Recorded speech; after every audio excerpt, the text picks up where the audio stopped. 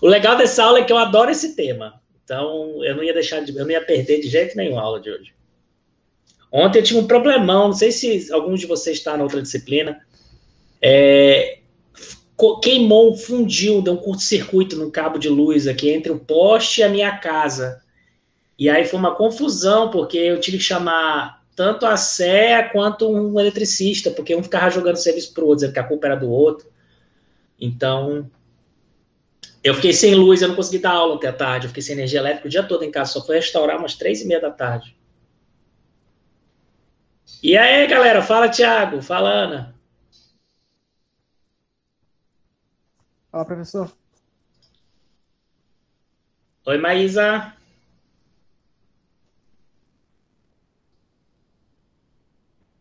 Ué, eu botei ela pra dentro, por que ela não tá aparecendo? Ah, tá aí agora. Oi, Maísa. Tava contando pro Ítalo aqui. Oi, Yasmin. Que vocês ficaram pianinho que eu não mandei o link, né? Todo mundo assim, vai que ele esquece, vai que ele esquece, vai que ele esquece. É verdade, eu sei lá, eu fiquei esperando mesmo. Ninguém falou assim, professor, o link da aula de hoje, não vai ter aula hoje, não. Teve uma aluna que veio falar comigo no PV, eu não lembro qual foi o nome dela. Não é o mesmo link de todas as aulas? É o mesmo, de todas as aulas, só que eu entrei aqui e eu não vi ninguém, eu fiquei esperando. Aí eu falei, será que eu mandei o link hoje? Só para lembrar, né? Porque eu não gosto de mandar o link e lembra. Fala, Carlos. Te peguei na rua aí, entre uma coisa e outra. Quem foi aqui? Ah, ela não mandou o nome dela. Teve uma aluna que veio me perguntar, professor, vai ter aula hoje? Aí eu falei, vai, qual o problema? Aí ela não falou nada. Ela disse que estava num negócio que ia chegar um pouco atrasado. Aí, tá, tudo bem. Aí eu entrei na aula e fiquei esperando. Quando eu vi ninguém entra, eu falei, meu Deus, será que eu fiquei doido? Aí, se não é hoje a aula, eu fui olhar, não, é porque eu não tinha lembrado vocês, né? E aí, galera, como é que vocês estão, Yasmin? Tá bom, Carlos, vai lá, põe na tomada, bicha. Francisco. Vocês chegaram a dar uma olhadinha nos textos? Os textos estão bem legais, eu adoro o tema dessa aula. Eu só li eu não li todo o texto, mas... O principal. É. A decisão lá do Araguaia, da Guilherme do Araguaia? Foi isso mesmo. Eu adoro esse tema. Eu não terminei ele, mas eu li. Você deu uma olhadinha. O outro texto, que é bem curtinho, tem 20 páginas só, é o texto da Conectas. Eu estava contando para os colegas aqui, a revista da Conectas, né? A revista chama SUR, Revista de Direitos Humanos, que é a revista da ONG Conectas. A Conectas é a ONG de Direitos Humanos do Brasil mais famosinha. É de São Paulo, atua no Brasil, atua fora, faz coisa no STF, eles são muito famosos, assim. E recentemente teve uma ação que eu adorei, que uma amiga minha que fez lá, junto com uma galera lá, sobre mulheres grávidas presas, prisão preventiva. Porque quando você tem dois tipos de prisão, a prisão que a pessoa é condenada, vai cumprir pena, e tem a prisão preventiva, que é aquela prisão processual que, por razões do processo, a pessoa fica presa um tempo, pode soltar, pode ficar, né? Não vou entrar nos detalhes, mas enfim, a prisão preventiva, ou prisão cautelar, ou prisão temporária, tem vários nomes isso aí. E o que acontecia é que mulheres grávidas estavam em prisão preventiva, e aí foi se construindo uma argumentação de que, em razão dos direitos da criança, elas tinham que cumprir a medida em casa, com tornozeleira e tal, desde que não fossem crimes violentos, desde que não fosse grave ameaça, que a maioria é crime de tráfico, a mulher que é presa geralmente é tráfico. Então, aí tem toda uma argumentação, por causa do direito da criança, a criança sofre de nascer na prisão, de ficar com a mãe na prisão, tem toda uma história. E eles conseguiram, o STF mudou o entendimento, não é nem só mulher grávida, é mulher com criança pequena até 12 anos de idade. Até 12 anos de idade, a regra é em casa, preventiva com tornozeleira, desde que não seja crime violento. Então, foi bem legal, é coisa da Conectas. Tem várias coisas que eles fazem, muita coisa na área direito criminal, até porque ela foi fundada pela Flávia Pelvezan, junto com Oscar Vilhena. A Flávia Pelvezan está na bibliografia de vocês, eu acho, devo ter falado dela bastante vezes já. Ela tem vários livros de direitos humanos e tal. Foi ela que construiu a Defensoria Pública de São Paulo. Ela que está na frente aí do pessoal que está tentando trazer os tratados de direitos humanos. Toda aquela discussão que eu falei para vocês da aula passada sobre o caráter supranacional ou constitucional dos tratados de direitos humanos, é ela que foi uma das grandes autoras assim, que desenvolveu essa tese jurídica para fazer esse argumento, né? Que não é o argumento que o Supremo aceita, mas ajudou a empurrar um pouquinho a coisa, e aí o Supremo entende que os tratados são supralegais, esses que estão antes da emenda 45, a gente já discutiu na aula passada. Tudo é coisa dela, é coisa desse pessoal da Conectas e tal. Então fica a dica. Essa revista deles é para quem trabalha com direitos humanos, para quem milita na área, quem faz política, tudo. Tem sempre coisa legal lá, a revista acadêmica. Fala, Thiago. Vamos começar, então. A gente vai focar no Pacto de São José da Costa Rica, na decisão judicial. Talvez eu fale um pouquinho do texto, talvez a gente continue na próxima aula com o texto e mais alguns textos. O trabalho de vocês de hoje eu ainda não passei, depois da aula eu vou colocar lá o dessa semana, tá? Lembrando disso, vamos dar uma olhadinha em quem fez e quem não fez dessa semana. Uma pergunta, eu fui ver, porque eu não assisti a aula da semana passada, né? E aí eu fui ver, o senhor passou trabalho referente da semana? Passei. Eu fui entrar no Google Classroom. Ou eu não passei, ou eu tô doido e não passei. Então eu tô doido. Não, eu acho que você não passou, não. Acho que não. Então vocês deram sorte, porque eu tô gaga, eu tô ficando gaga e esqueci. Então vai ter essa semana. Essa semana eu não deixo, eu não pateto, com certeza. É que essa aula é sempre assim, eu tô só o fiapo nessa aula já. Aí chega o final, eu não lembro. Cadê? Deixa eu abrir aqui o Classroom. Deixa eu abrir aqui, atividades. Eu não passei. Ai, que raiva de mim mesmo. É por isso que no final não dá 10 trabalhos. Mas aí hoje vai ter, então. Hoje eu passo. Vamos olhar quem fez quem tá. Olha, tem 13 pessoas. Podiam ter esses 13 aqui que estão sem fazer o trabalho. Primeiro, podiam ter feito, né? Aproveitado para ficar em dias. Ó. Cauê. É que vocês que estão aqui fizeram. A Maísa, tu não fez o primeiro, podia ter feito o primeiro essa semana, né? Matheus, cuidado. Ó, quando bater o último dia de aula, eu não recebo mais nada. Eu vou passar a nota e bal, viu? Hoje vai ter mais um já. Vamos voltar lá pro material da aula. No caso, eu tô só de ouvinte, professor. Eu já fiz essa matéria antes, mas pra quem... Tá. É porque eu fiz em... Se não precisa que eu dê nota, despreocupa. É de boa, não, porque eu fiz essa matéria em direito, só que foi... desculpa a palavra chula, mas foi uma merda. Né? Eu sei como são os professores de direito, eu sei como Foi bacana, perdi muita aula e tal. Teve muita aula que a professora faltou e tal, e aí, tipo... Não foi bacana. E aí, tô aqui mais para apreender direito a coisa. Tá bom. Então, a gente viu na semana passada a questão dos tratados internacionais de direitos humanos, e aí vamos ver hoje o caso do Pacto de São José, porque o Pacto de São José é muito importante. Ele é o tratado de direitos humanos mais utilizado hoje em dia no Brasil, ele é argumentado para cima e para baixo nas causas, tem muita causa de direitos humanos que é levada para o sistema interamericano, para a Comissão e para a Corte Interamericana de Direitos Humanos. A Defensoria Pública da União tem um setor só para cuidar da Corte da OEA. Tem um defensor, se chama Defensor Interamericano de Direitos Humanos, que ele é só para isso. Então, anda muita coisa mesmo.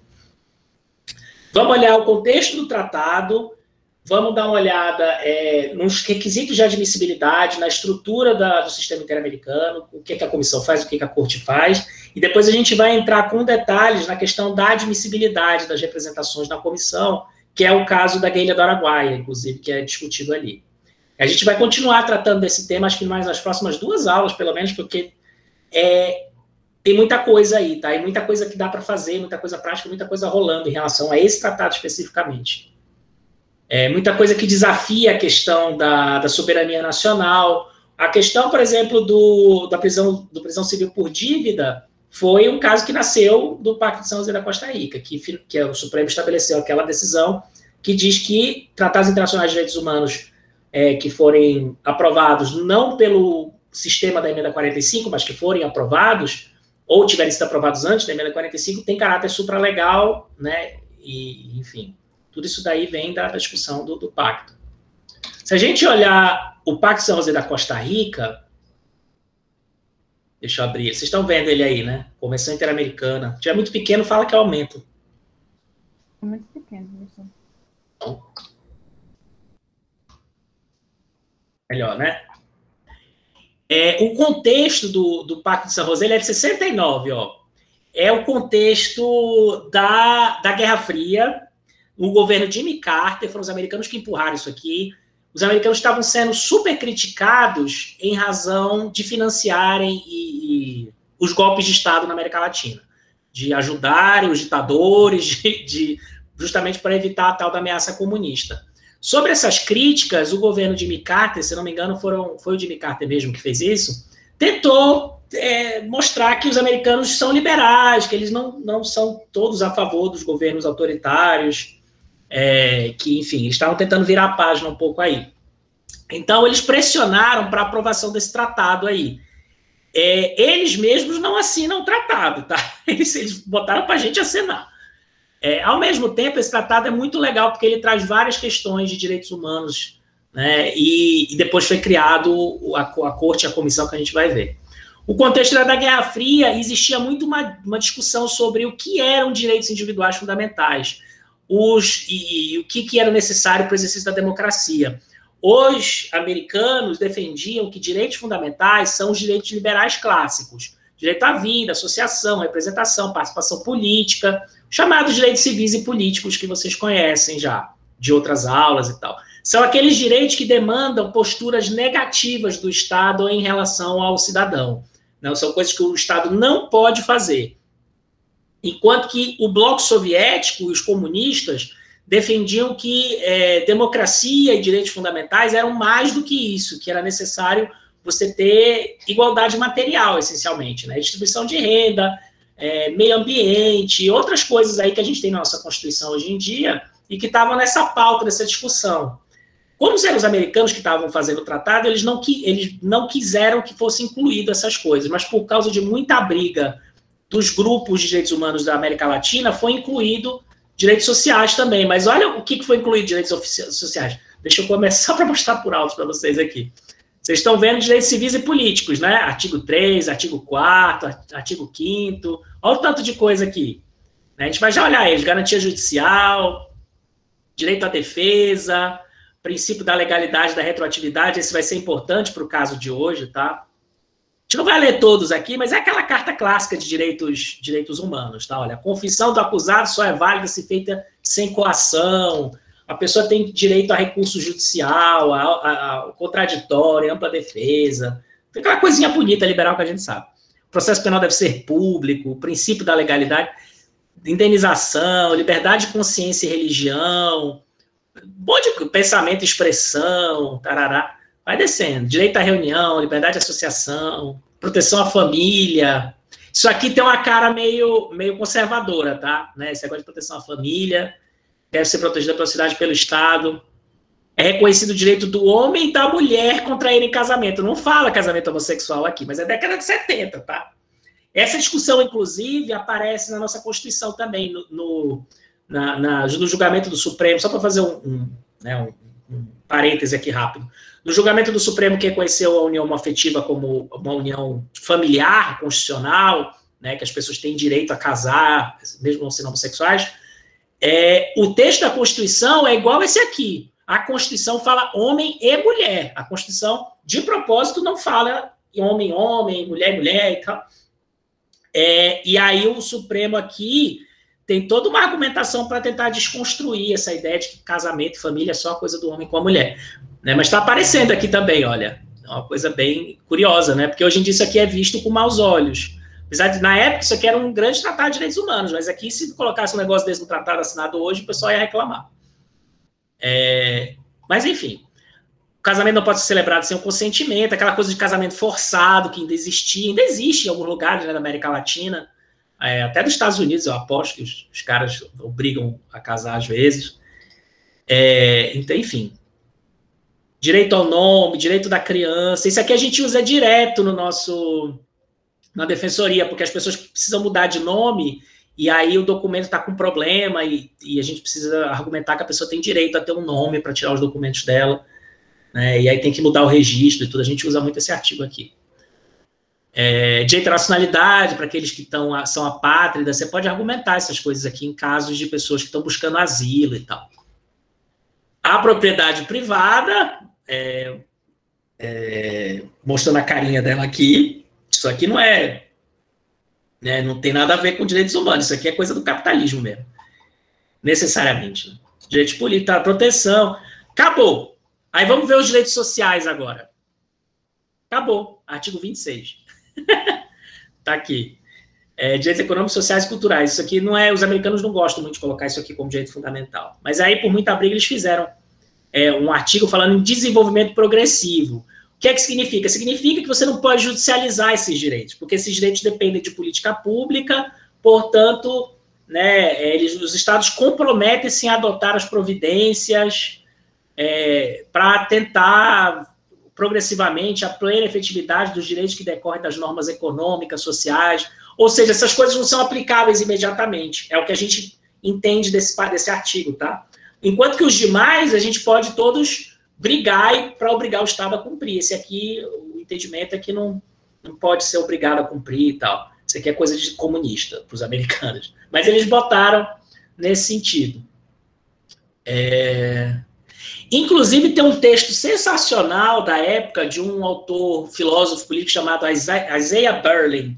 Deixa eu escrever o nome dele aqui, que eu vou até botar para vocês, quem estiver curioso para ler, é um texto muito bonito, ele escreve super bem o Isaiah, só que é um texto grande, chama Dois Conceitos de Liberdade, é sobre essa discussão sobre o que significa direitos fundamentais, o que significa liberdade, qual a ideia de liberdade, o que significa liberdade.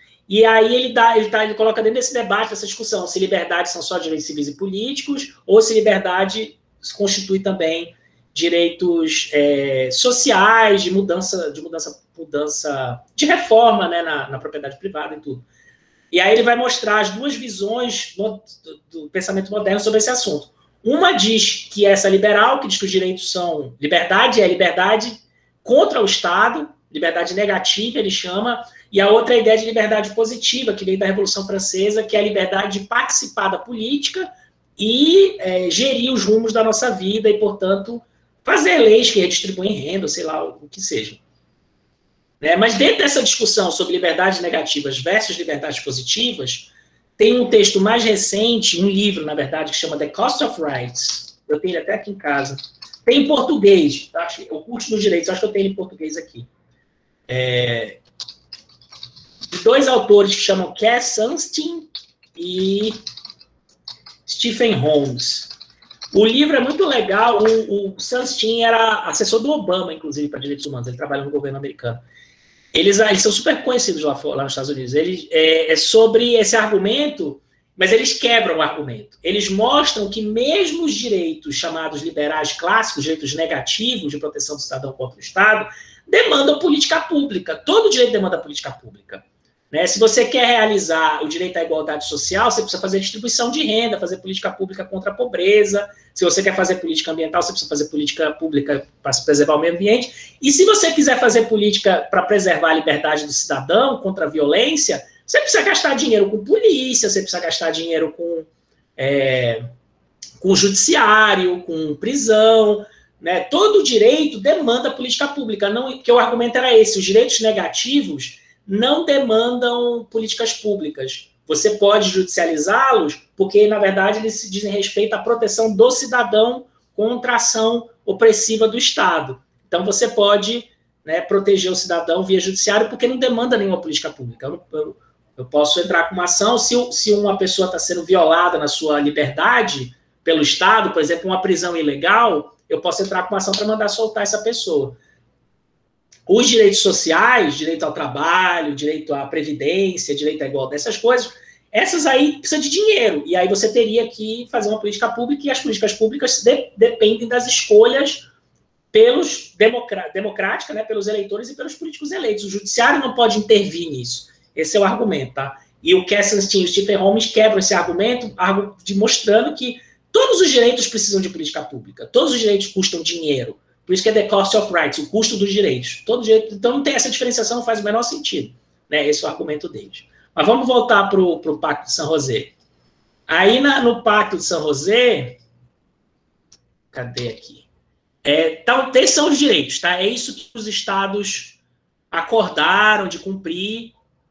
E aí, qual foi o mecanismo criado? Aí tem normas de interpretação, tem algumas outras coisas, suspensão de garantias, caso de guerra, enfim, não vou entrar em cada artigo desse negócio aqui, porque é grande. Mas aí qual foi o sistema que se criou para proteger e para enforcement desse tratado? O mecanismo criado foi a Comissão Interamericana de Direitos Humanos e a Corte Interamericana de Direitos Humanos. A comissão foi criada junto com o tratado. A corte, ela tem um protocolo adicional que os países precisavam assinar para reconhecer a jurisdição da corte. Então, não necessariamente quem assinou o tratado reconhece a jurisdição da corte. O Brasil assinou o tratado na década de 70, se não me engano, eu não me recordo exatamente quando. Mas a jurisdição da corte, o Brasil só reconheceu em 1999. Então, na prática, tudo que eu vou falar para vocês a partir de agora sobre a aplicabilidade desse tratado no Brasil tem virado uma questão importante na área a partir de 99. Tá? Porque aí todas as coisas começam a ser judicializadas e levadas para a comissão e para a corte, eventualmente. E aí, a comissão, ela trabalha no sistema de relatórios e de algumas medidas que eles tomam para tentar obrigar o Estado que está em violação de direitos humanos cumprirem com o tratado, cumprirem com o que eles dizem aqui, né? E eles interpretam o tratado e mostram na prática, e determinam na prática quando que um determinado dispositivo está sendo violado do tratado, né? Porque o tratado tem questões genéricas, aqui você tem que ver o caso concreto, você tem que mostrar que aquele caso concreto houve a violação e que essa violação está protegida pelo tratado, portanto, tem que ser corrigida. E a comissão, ela faz essa tentativa de forçar os estados a cumprirem com o tratado, que eles mesmos assinaram, através de um sistema de relatórios e de comunicações com os estados. Então, uma coisa muito soft power. Soft, bem soft, assim. Né? Se o Estado não quiser cumprir, o máximo que a comissão pode dizer é que o Estado está faltando com as suas obrigações em relação ao tratado. Né?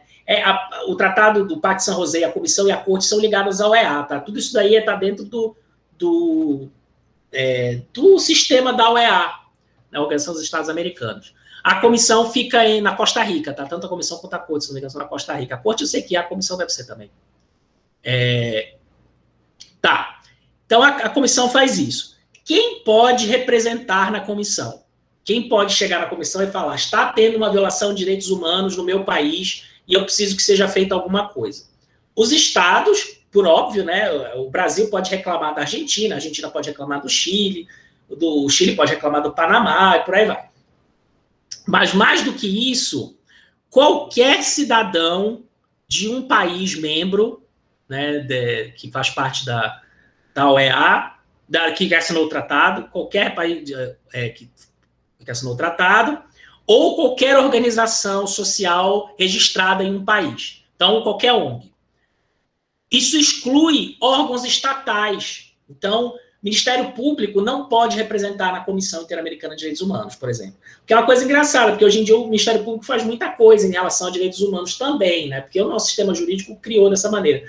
Mas é porque esse tratado foi feito naquela lógica de direitos humanos fora do Estado. O Estado era visto como inimigo nesse momento, como grande violador, porque eram estados ditaduras, estados autoritários. Então, a ideia era de que a virtude dos direitos humanos estava localizada na sociedade civil. Então, não se pensou um mecanismo para órgãos estatais fazerem representações. A única exceção, mas não é bem uma exceção, é a Defensoria Pública. Defensoria Pública da União, no caso, porque internacional é a Defensoria Pública da União. Só que não é ela que representa. Quem representa é o cidadão que está sofrendo a violação e vai buscar o socorro da comissão, ou a ONG. Só que a Defensoria Pública atua como um advogado dessa pessoa, trabalhando para ajudar essa pessoa a conseguir fazer valer a sua representação. Né? Então, não é exatamente a Defensoria, ela vem como advogado da parte. Só para ver como é que ela é formada, rapidinho diz aqui, né? Tem 7 membros, aí fala da autoridade moral, que é um negócio bem relativo, e parece a Constituição brasileira. Isso aqui tem muita cara de que o Brasil, o Itamaraty atuou para escrever, porque essa redação aqui é a cara da nossa Constituição. Nossa Constituição fala que para escolher ministro do Supremo, você precisa de reputação ilibada e grande saber jurídico. Então, são os 2 pré-requisitos. E tá igualzinho aqui. O Brasil, de novo, tem nessa atuação muito grande de liderança internacional, mesmo na época da ditadura. Hoje em dia que não está tendo mais, né? A gente sabe por quê. E tá aqui a descrição da comissão, tarará. O que vai me interessar na aula de hoje não é tanto isso aqui. É a partir do artigo 41. Por quê? Porque para você fazer uma representação na comissão, você tem que atingir certos pré-requisitos. Não é qualquer violação de direitos humanos. E a gente vai já ver isso aqui, a gente vai analisar isso aqui no caso da Ilha do Araguaia. Mas antes de eu entrar nisso aqui, vamos falar um pouquinho da corte. Então, a comissão, ela aceita a representação de qualquer pessoa, qualquer cidadão, que seja cidadão latino-americano, de um país membro, signatário do tratado, ou qualquer organização da sociedade civil, signatária. E a corte aceita o quê? A corte já não.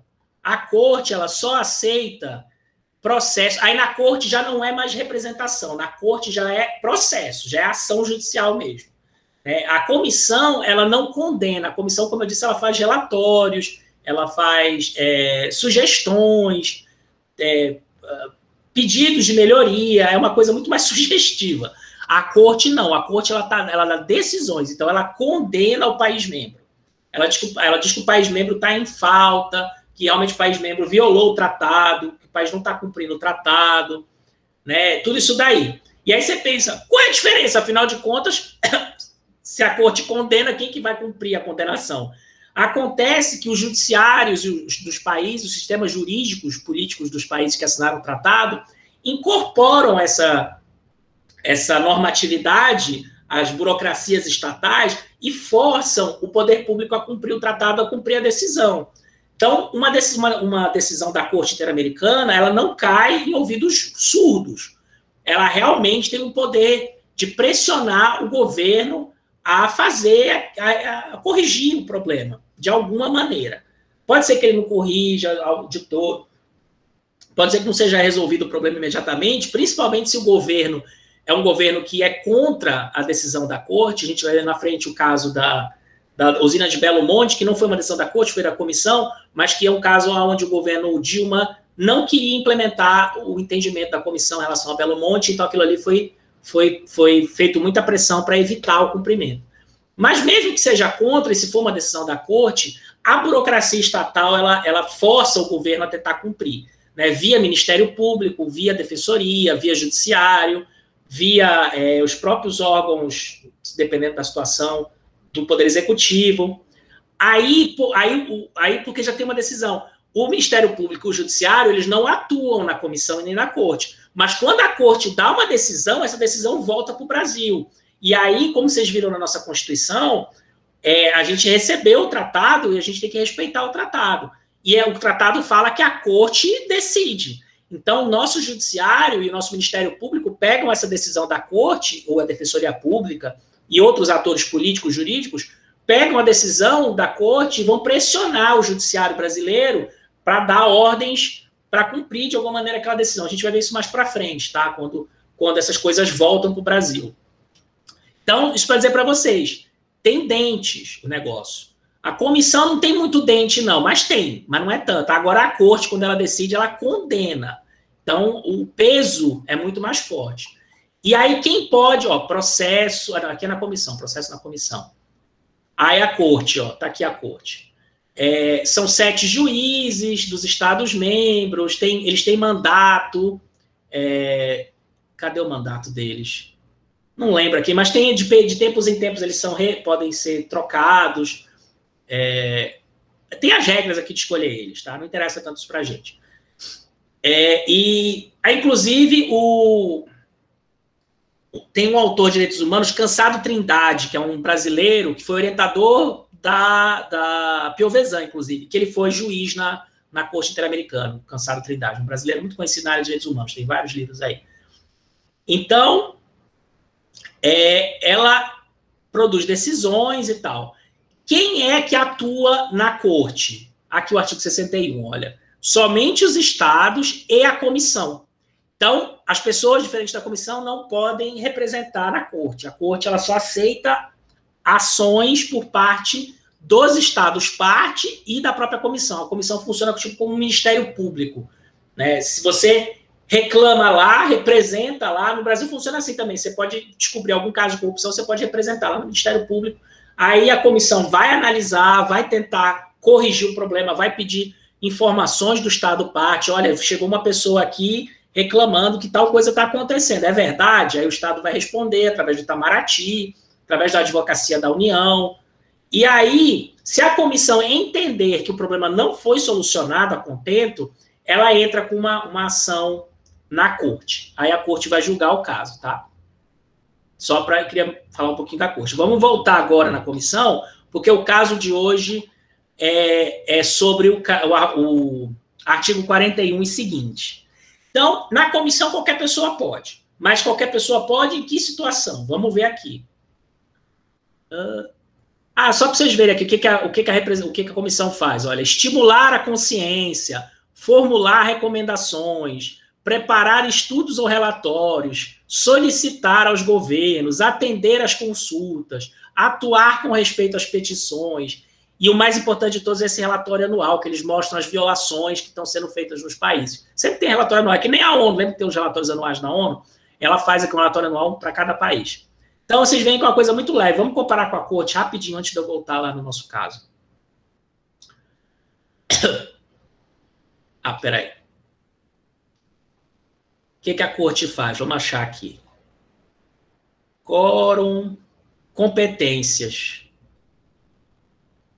Declaração. Aqui é como é feito a coisa que eu falei para vocês, olha. Todo Estado parte pode, no momento do depósito, do instrumento de ratificação desta convenção, ou adesão a ela, ou no momento posterior, declarar que reconhece como obrigatória de pleno direito a competência da corte em todos os casos relativos à interpretação e aplicação da convenção. Isso aqui o Brasil só fez em 99, tá? Esse negócio de que reconhece a corte. Deixa eu achar aqui.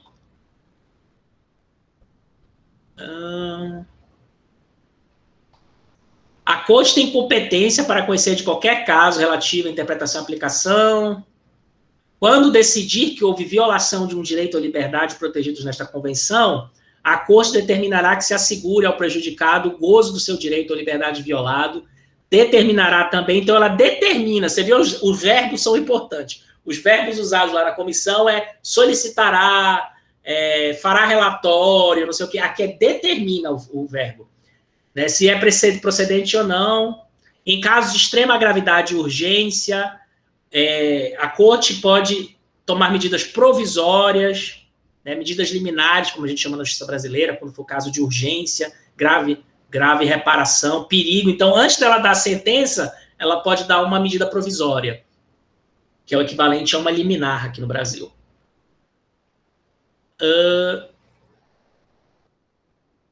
Relatório, ela também faz relatório das suas atividades. Aí, como é o processo?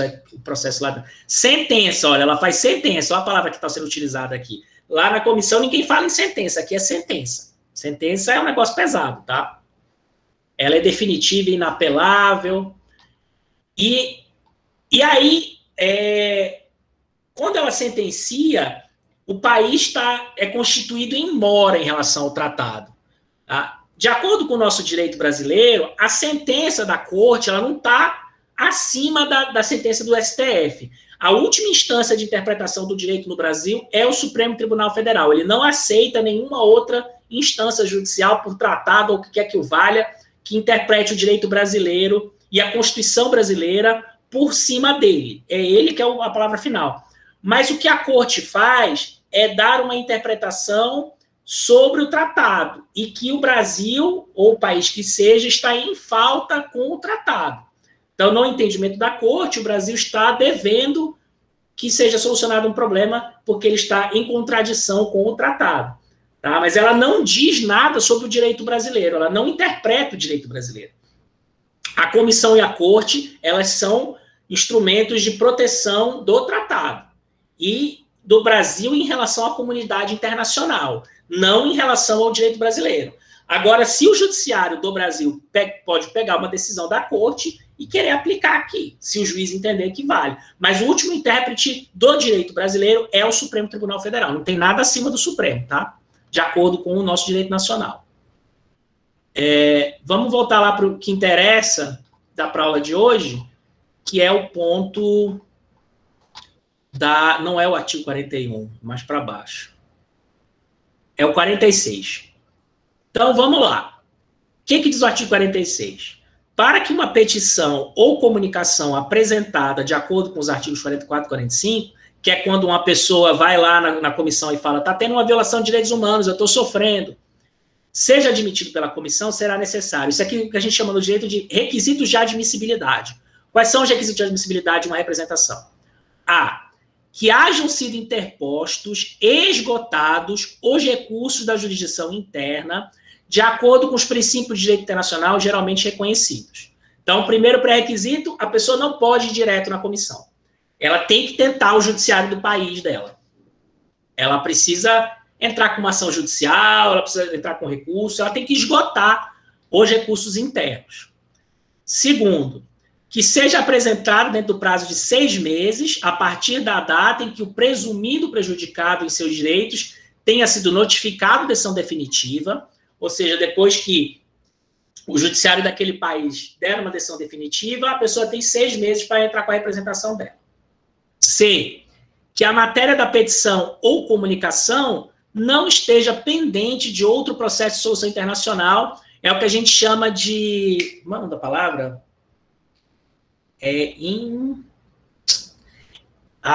Me falhou agora. Espera aí que eu vou... Litispendência. A palavra é litispendência. No direito a gente chama isso de litispendência. Litispendência é o princípio sobre o qual você não pode entrar com a mesma ação em 2 lugares diferentes. No âmbito nacional, isso impede que eu, por exemplo, entre com ação de divórcio. Só um exemplo, tá? Qualquer tipo de ação, estou pegando o divórcio como exemplo. Eu entro com uma ação de divórcio contra a minha mulher, eu não sou casado, mas enfim, se eu fosse entrar com ação de divórcio contra a minha esposa no Amapá e entrar de novo com a ação lá no Pará, porque aí eu vou escolher qual é a decisão que eu gosto mais. Se o juiz daqui me der mais dinheiro, meus bens, eu fico com a daqui. Então, não pode isso. Então, o que acontece? Se eu entro com a ação em 2 lugares diferentes, o juiz que primeiro recebeu prevento, é ele que vai julgar. O outro não vai julgar nada. No meio internacional é diferente. Tem algumas coisas que se aceita a litispendência, ou seja, que tem ação em mais de um lugar, mas, em geral, no direito internacional público, que é a nossa matéria aqui, isso é no privado, tá? No privado acontece de você ter ação em mais de um lugar. No público, não. No público, as instituições internacionais, elas se pautam pelo princípio da não litispendência internacional, que é o que está escrito aqui no B, tá? Ou no C, que diz que a pessoa não pode entrar com a mesma representação em mais de uma instituição internacional. Eu tenho que escolher onde eu quero que seja julgado. Eu não posso entrar com uma representação na Comissão Interamericana de Direitos Humanos e outra na Comissão de Direitos Humanos da ONU, que a ONU tem um sistema também lá de proteção aos direitos humanos. Eu não posso entrar com o mesmo caso nos 2 lugares, eu preciso escolher.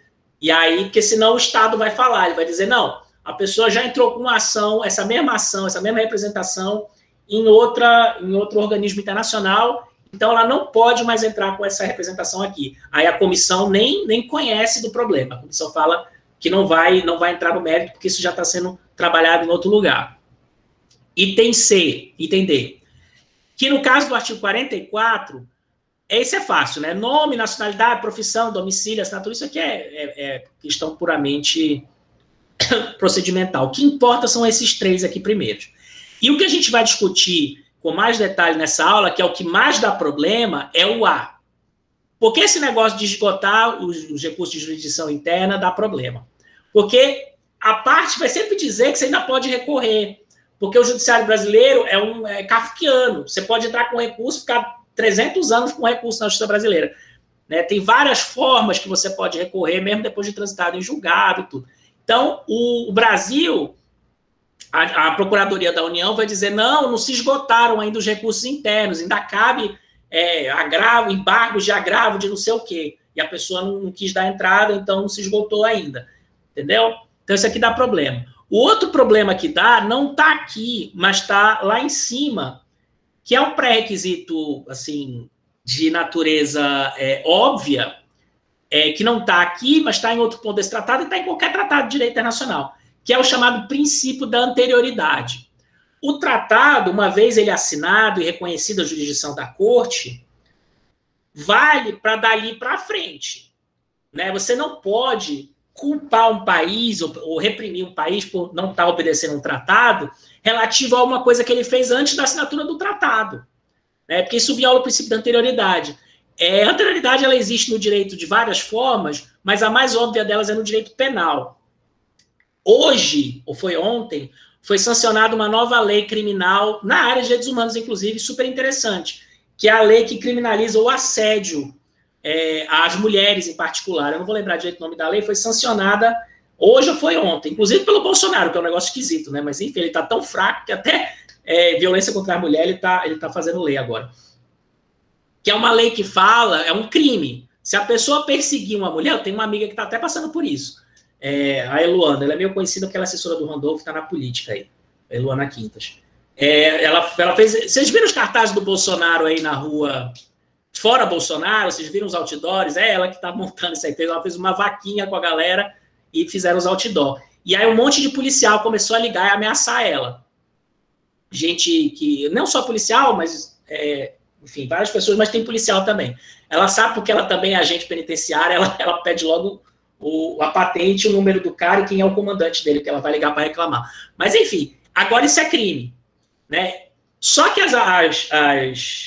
ela sofreu esses assédios, ela tem sofrido tem um tempo. E esses assédios que ela sofreu anteriormente, as pessoas não podem ser punidas por essa lei, elas podem ser punidas por outros mecanismos. Por essa lei, não. Porque a lei foi sancionada hoje. Então, ela só vai entrar em validade a partir do momento que ela foi sancionada, né, e que ela entra em validade no sistema jurídico brasileiro. Então, se alguém amanhã ligar para ela e falar que vai pegar ela na rua, aí a pessoa pode ser acusada desse crime. É a mesma lógica aqui. Se eu cometi uma violação de direitos humanos, que foi cometida antes da assinação antes da assinatura que reconhece o protocolo, essa violação não pode ser trazida para ser analisada pela comissão nem pela corte, porque elas entendem que isso aconteceu antes da assinatura. Então, o país não está obrigado a rever o seu passado. Senão, a gente vai julgar coisa que foi feita lá na época que Portugal invadiu o Brasil e colonizou o Brasil e trouxe escravos. A gente vai julgar a escravidão aqui. Então, tem isso. Essa é a lógica desse dispositivo. Tem um dispositivo que fala disso aqui, eu até mostrei para vocês antes. Mas, enfim, eu não vou achar de novo agora, mas está no tratado, tá? Um dispositivo que fala que ele só é válido para as coisas que foram feitas a partir do reconhecimento da comissão e da corte, da jurisdição deles. Ok? Então, esses são os pré-requisitos. Mas é importante olhar o inciso 2 aqui também.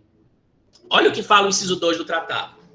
As alíneas A e B do inciso 1 desse artigo não se aplicarão quando a não existir na legislação interna do Estado de que se tratar o devido processo legal para a proteção do direito ou direitos que se alegue tenham sido violados. O que isso quer dizer? Quer dizer que se o país não tiver leis que garantam que a pessoa tenha acesso ao judiciário para defender esse direito que está sendo violado, então você não pode exigir dela que ela cumpra o pré-requisito da linha A, percebem? Porque não tem como, você não tem judiciário para correr atrás. Então, nessa situação, você tem que mostrar isso para a comissão. Você tem que mostrar para a comissão, olha, comissão, eu não posso entrar no judiciário para pedir a defesa desse meu direito, porque o judiciário não aceita esse tipo de causa aqui nesse país. B, também é outra exceção. Não se aplicará, né, essa exigência do artigo da linha A e da linha B do artigo 46, inciso 1, quando não se houver permitido ao presumido prejudicado em seus direitos o acesso aos recursos de jurisdição interna, ou houver sido ele impedido de esgotá-los. A situação da linha B é um pouquinho diferente. Até existe a lei que me permite buscar o meu direito no meu país. Até existe um judiciário. Porém, por qualquer razão, eu estou sendo impedido de acessar esse judiciário. Vou dar um exemplo para vocês. Tem umas representações na comissão e até ações na corte já sobre questão de direitos humanos no México que envolve violência do tráfico organizado. Lá a coisa é tão feia que tem lugar que se você for fazer denúncia na justiça, se você for na delegacia, você amanhece no dia seguinte com a boca cheia de formiga. Então você não vai. Tem cidades no interior inteira que tem massacres de 15, 20, 30 pessoas que foram massacradas pelo tráfico organizado porque eram militantes de direitos humanos que foram reclamar na justiça ou na polícia de que os traficantes estavam, né, ameaçando eles e tal. Então, nessa situação, se você provar para a comissão que você não pode ir no judiciário, se você for no judiciário, por qualquer razão que você está sendo impedido, às vezes pelo próprio governo, que te ameaça, né, por organizações paramilitares, às vezes por uma situação como essa que eu falei para vocês, de um grupo privado, que é o tráfico organizado, é um grupo privado, né, que não está te deixando ir na justiça. Então, se você provar isso aqui, você não precisa atender o critério da linha A. E o C, que é uma coisa que acontece muito no Brasil, houver demora injustificada na decisão sobre os mencionados recursos. Esse item da linha C acontece no Brasil porque aqui o judiciário é muito lento. O mundo todo, mas no Brasil... em particular, deixa eu pegar uma água.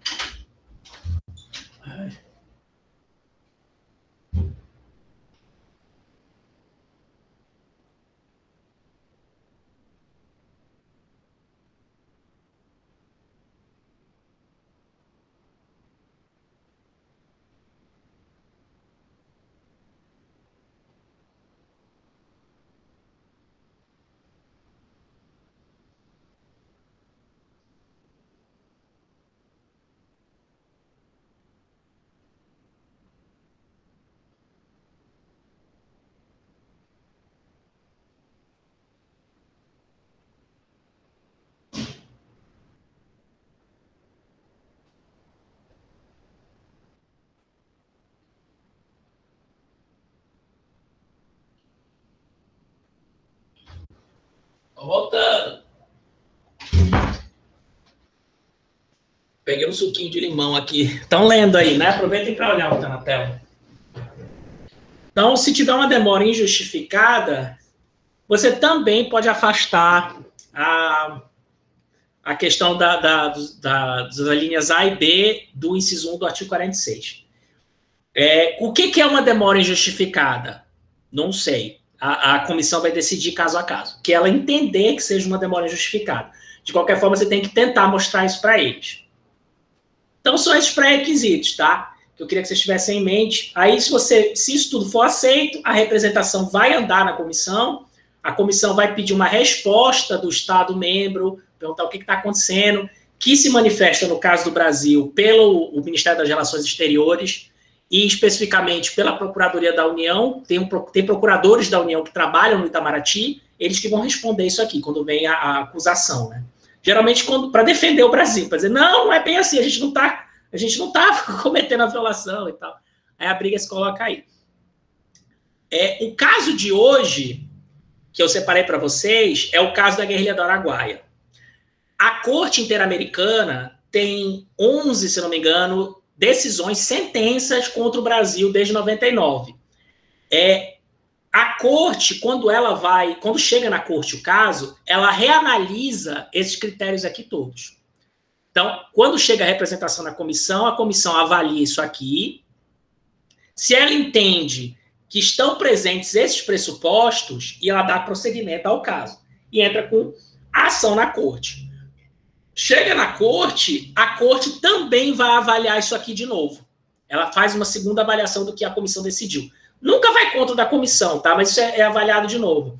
Inclusive, o Brasil, ou qualquer estado que esteja se defendendo na Corte, vai geralmente pegar uma dessas coisas aqui e tentar argumentar que não deveria ter sido recebido aquela representação na comissão e nem aquela ação na Corte, porque está faltando um dos pressupostos de admissibilidade do caso concreto.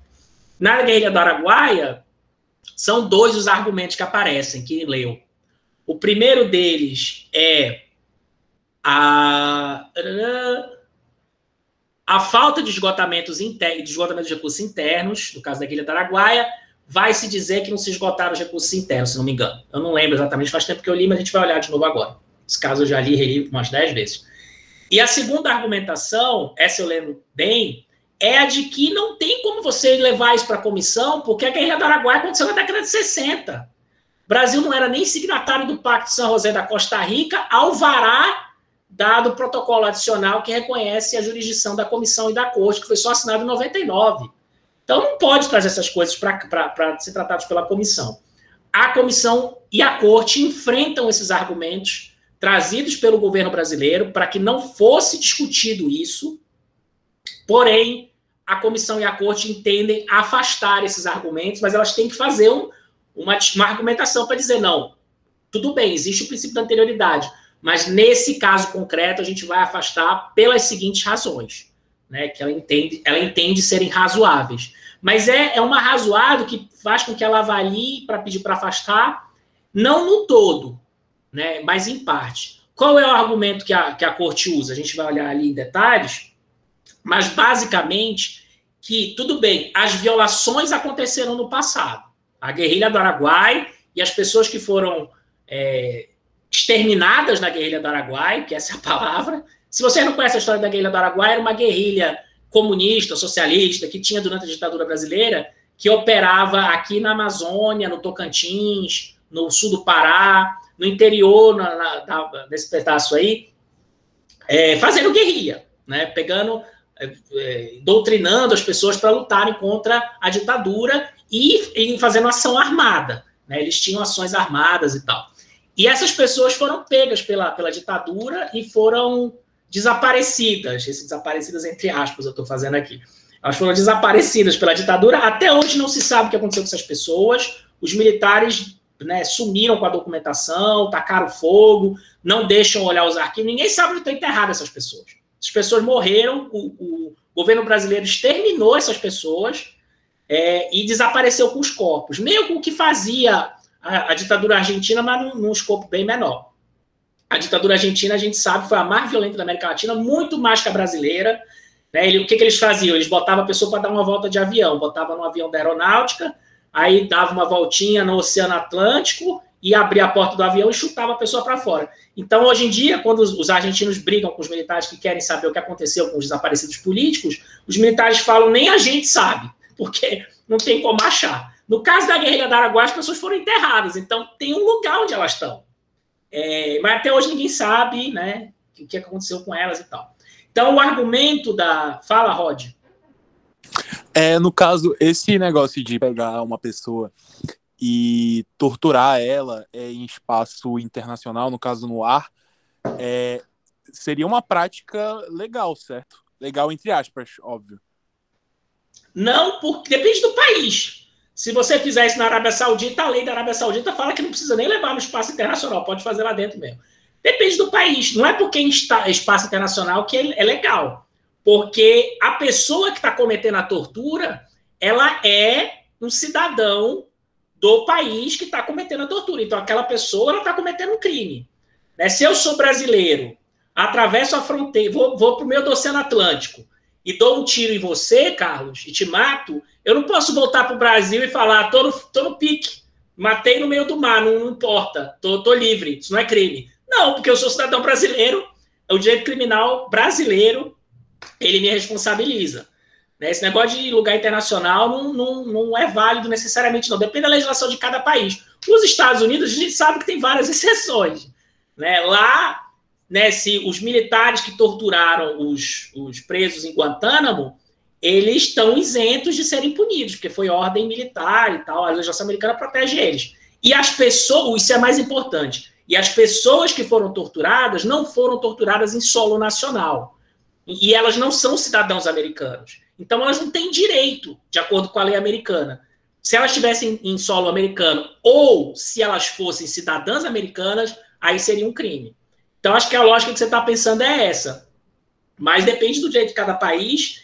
E, assim, não é porque a pessoa foi torturada e morta em território internacional que não é considerado crime ou violação de direitos humanos, tá? Inclusive, os tratados preveem isso. Inclusive, é por isso que os Estados Unidos não assinam o Pacto de São José da Costa Rica nem a pau. Porque eles querem poder torturar e matar quem eles quiserem. Entendeu? Então... Entendi. Muito obrigado, professor. Tem que ver caso a caso a história aí.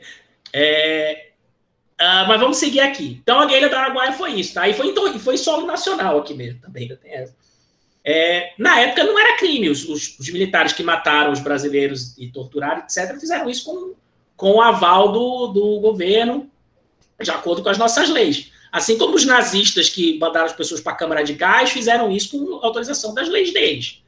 Toda essa discussão dos direitos humanos, inclusive, nasce desse problema de que existem coisas que são tão horrorosas que mesmo que a lei autorize, aquilo tem que ser tratado pela comunidade internacional e pelos tratados e pela lógica dos direitos humanos como um crime, mesmo que a pessoa, as leis do país dela autorizassem ela a fazer aquilo. É por isso que vira e mexe alguma entidade internacional aí condena o Donald Rumsfeld, o Kissinger, o Henry Kissinger, que são ex-ministros da defesa americanos, por violação de direitos humanos, né? Porque isso de mandar míssil aí na casa dos outros e ter efeitos colaterais, acertar pessoas colaterais, é por isso que Israel é condenado lá fora direto. Só que vocês sabem como é que funciona o sistema internacional, né? O Estado é que manda. Você não vai conseguir prender o Donald Rumsfeld nunca. Nem Israel você consegue prender, os políticos israelenses, ministros da defesa de Israel, tudo, são condenados à torta e à direita por aí, não consegue, porque como é que você vai punir o cara? Só você invadir Israel para pegar o cara. Ninguém vai fazer isso. Mas, enfim, é um pouco esse o problema, como você implementa as decisões desses atores internacionais. A corte e a comissão passam por essa dificuldade também. A gente vai ver mais para frente, nas próximas aulas, que, inclusive, elas têm que ter cuidado com aquilo que elas decidem, porque se elas passarem muito da conta, elas simplesmente vão ter a decisão delas caindo em ouvidos mortos, porque ninguém vai cumprir a decisão, entendeu? Então, tem um cálculo político. O cálculo não é só jurídico, ele é político também. O judiciário tem esse problema também, tá? O Supremo não pode mandar o governo fazer qualquer coisa, porque está em violação da Constituição, porque se o presidente da República falar não vou cumprir, a coisa começa a ficar problemática, começa a ter uma destruição institucional. Então, o judiciário sabe disso e ele tem que saber até onde ele consegue puxar a corda. No caso de uma instituição internacional como a Corte, a Comissão, esse problema é maior, é muito maior, porque ali você não tem como obrigar e tal, enfim, é aquilo que vocês sabem, né? No meio internacional vale hobbies, mas vamos seguir aqui na análise do caso concreto. No caso da guerrilha do Araguaia, portanto, levantou-se esses dois argumentos. Vamos pegar aqui o texto.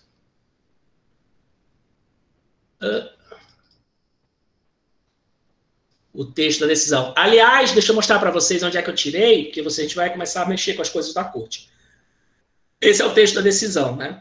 E vocês leram da página 10 até a página 40. Está aqui, ó. Exceção preliminares. É quando o tribunal enfrenta essas questões que eu falei para vocês, são as questões preliminares. São essas questões de incompetência, de falta de esgotamento dos recursos internos. Está aqui, ó. É aqui que eles vão discutir essas coisas e ou acatar, ou entender que o Brasil tem razão e não podia mesmo ter chegado a esse negócio aqui, ou ele vai ter que afastar esse argumento, mas ele vai ter que argumentar para dizer que o argumento brasileiro está errado, ou que ele entende que o argumento dele é melhor.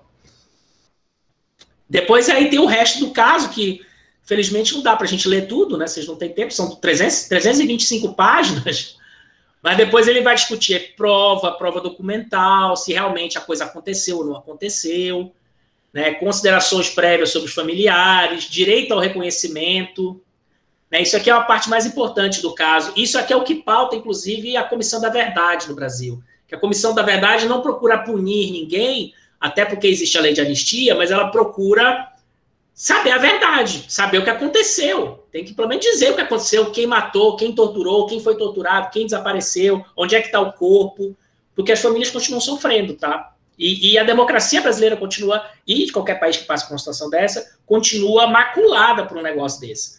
E o mais importante, o torturador, o ditador, o próximo que vier, ele vai pensar 10 vezes antes de dar um golpe de Estado, porque lá na frente ele pode ser julgado por violação de direitos humanos.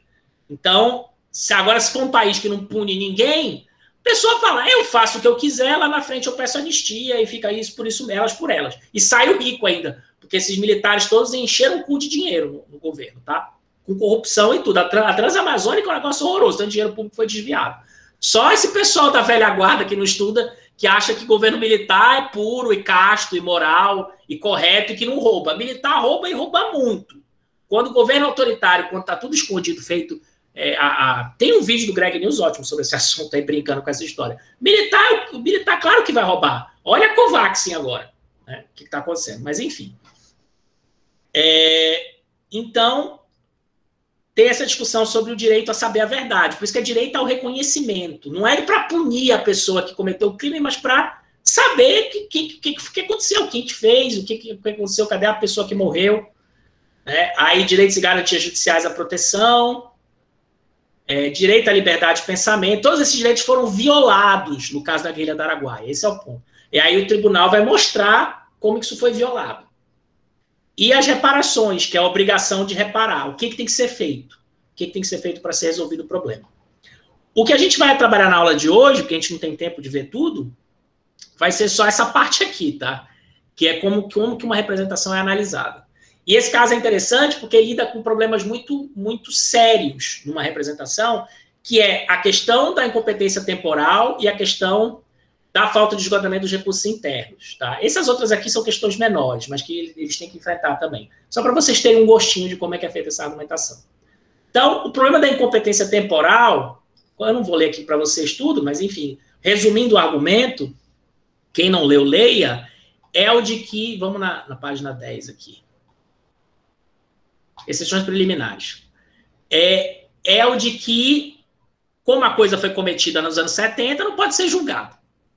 O tribunal entende isso, a corte, mas ela decide que, de fato, você não pode mais obrigar o Estado a punir as pessoas que cometeram esses fatos, porém, as pessoas que sofreram, as famílias que sofreram com o desaparecimento dos seus familiares, continuam sofrendo. É aquela tal das mães e abuelas de maio, da Praça de Maio lá na Argentina, que vão lá todo domingo, toda quarta, quinta, sei lá o dia, para chorar porque os filhos sumiram durante a ditadura.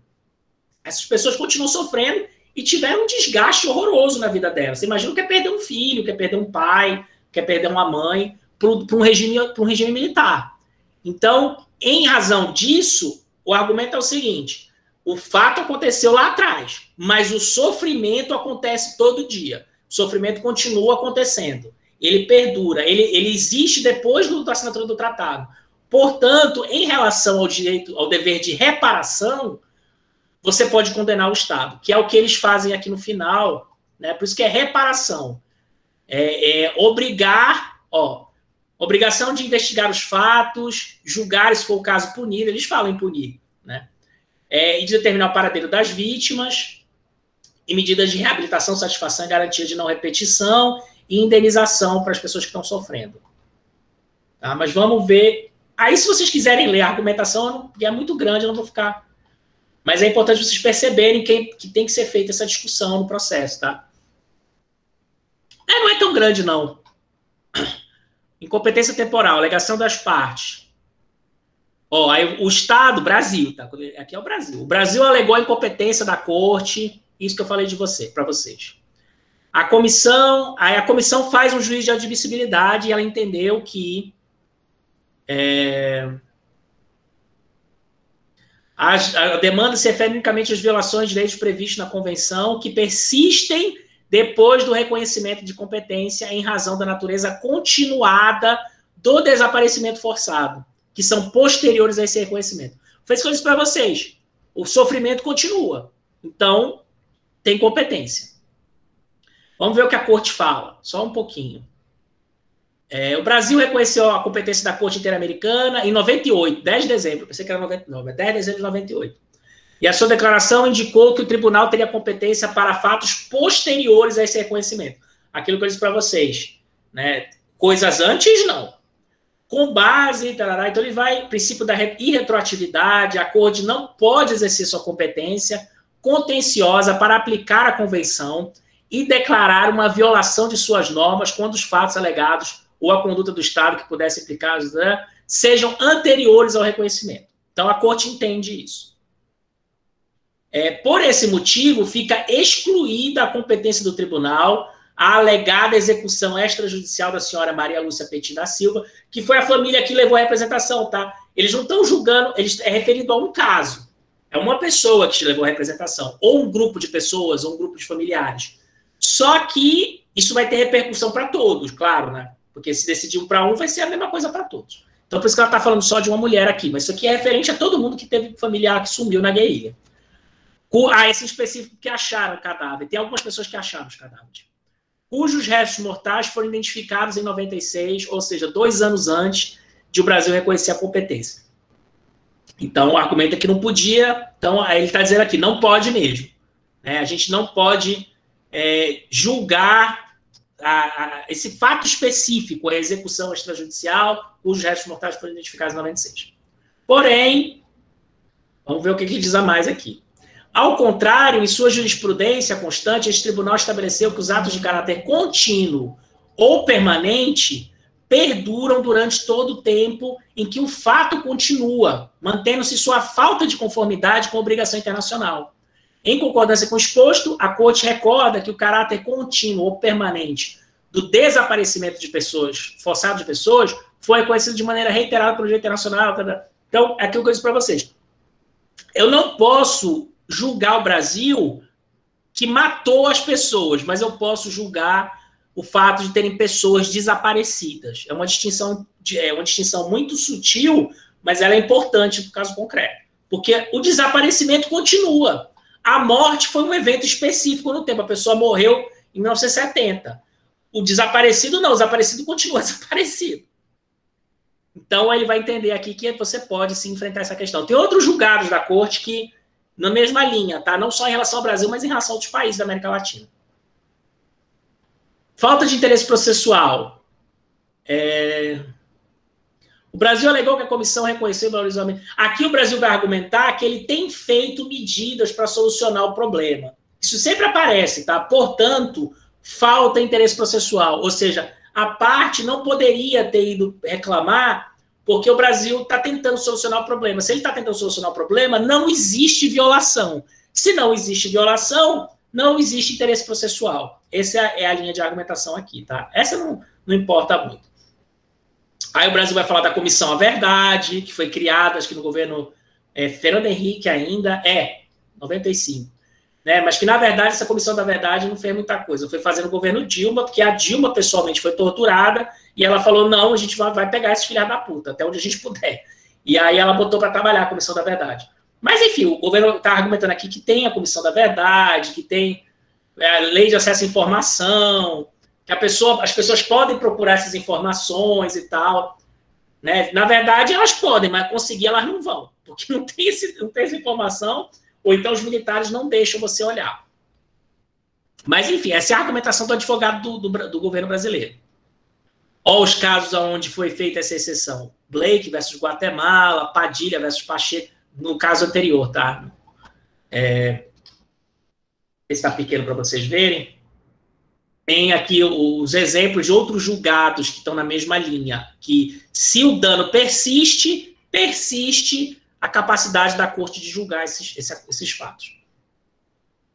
Então é um pouco isso. Isso aqui não interessa tanto para a gente, porque isso aqui é a argumentação que o Brasil vai fazer sempre. Ele vai dizer, não, a gente está tentando resolver o problema, só que não está contento.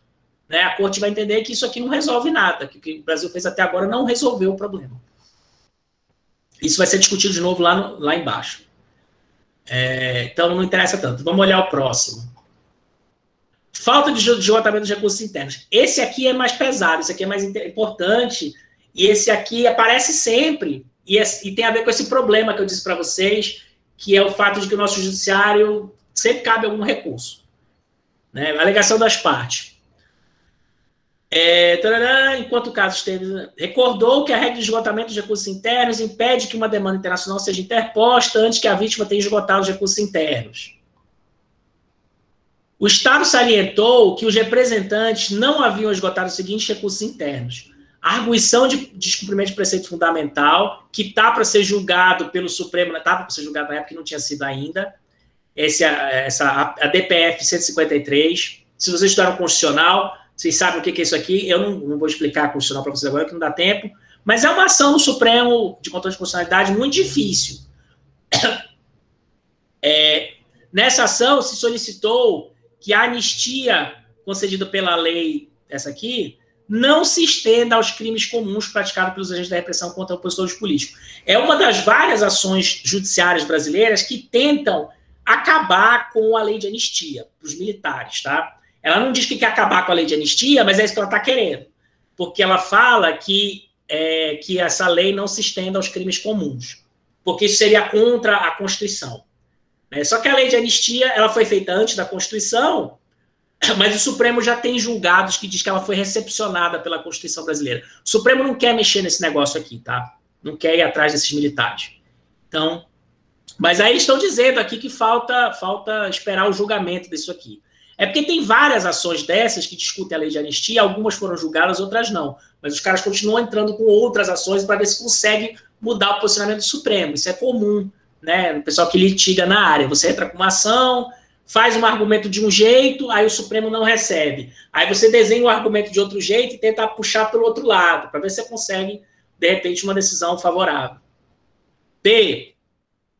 A ação ordinária, mediante a qual solicitou a determinação do paradeiro das pessoas, a localização dos restos mortais, circunstância da morte, entrega. Essas ações aqui, na época, não tinham sido esgotadas ainda, elas ainda estavam correndo. Ação civil pública, interposta pelo MPF, para obter os documentos. Então, o Estado brasileiro elencou uma série de ações em curso naquele momento, que não tinham sido julgadas ainda, portanto, não é possível receber a representação por falta de esgotamento dos recursos internos. Entenderam? Vamos ver o que a corte entendeu. A comissão... vamos pegar primeiro o argumento da comissão, porque a corte ela vai basicamente repetir o argumento da comissão, tá?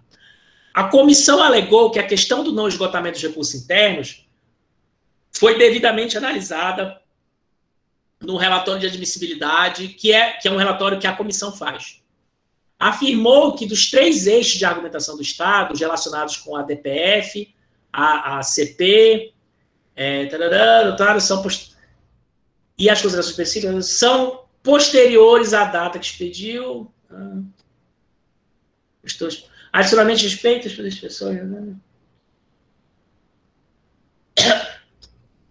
Ademais, salientou que o Estado não alegou... Isso aqui é tudo questão pequena. O ponto importante que vai aparecer mais para baixo é que a comissão e a corte vai entender também, entenderam que está demorando demais esse negócio, que as pessoas morreram na década de 70 e estão desaparecidas desde então. E não quero saber se tem uma ação judicial que ainda não foi julgada. Tem trocentas ações judiciais que já foram julgadas e que esse negócio está na justiça brasileira desde 88, e que não se resolve e não se concede para essas pessoas a saber o que aconteceu com quem morreu. Então, eles já afastam o pré-requisito da falta do esgotamento dos recursos internos com base na demora injustificada. Tá? Lá para baixo vai ter isso aí. Considerações da corte. Respeito, tribunal etérico, interpretação. Não é tarefa da corte. Não é isso. Tá aqui em algum lugar. Eles vão dizer isso aí que eu falei para vocês, tá?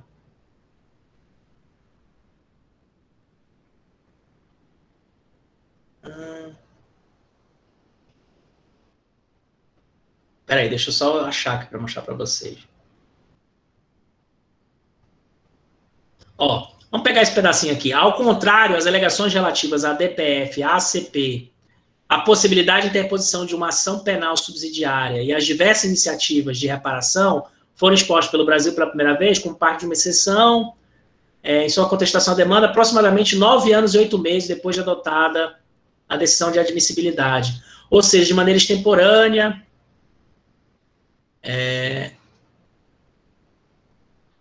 Enfim, eu não vou entrar nas filigranas, mas é isso, tá? Eles dizem que o Brasil está demorando demais. Então, não tem que se observar.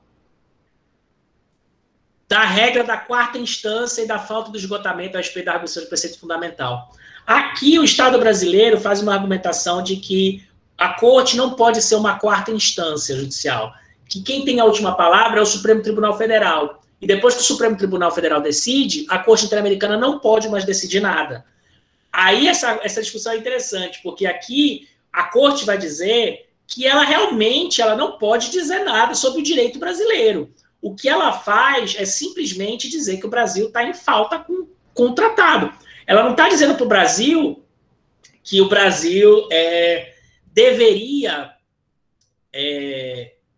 resolver o problema em razão do direito brasileiro.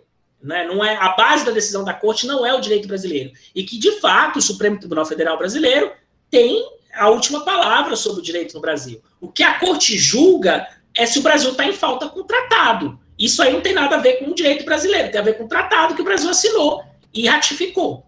Então, em relação a isso, ela tem, sim, jurisdição, independente do Supremo Tribunal ter julgado ou não ter julgado nada. Essa discussão feita nessa parte que também é bem interessante. Tá? Eu não vou pegar aqui também, porque, de novo, muito, muito grande. Então, quando vocês forem ler, atentem para isso. Tá? Desse texto era isso que eu queria passar para vocês. São 8h22 já. A gente vai dar uma olhadinha no outro aqui rapidinho, mais no da Conectas, mas o importante era isso.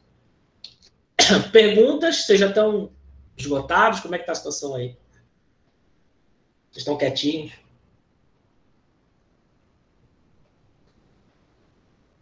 Surgiu alguma dúvida? Vocês pensaram em alguma coisa? Mas, professor, em tal caso, assim, como é que é? Não? Então, tá. O outro texto, ele é mais fácil de ler, porque se é uma decisão judicial, vocês veem que o negócio é grande, cheio de filigrana. Eu tô digerindo para vocês entenderem a dinâmica da representação na corte, na comissão. Dos critérios de admissibilidade.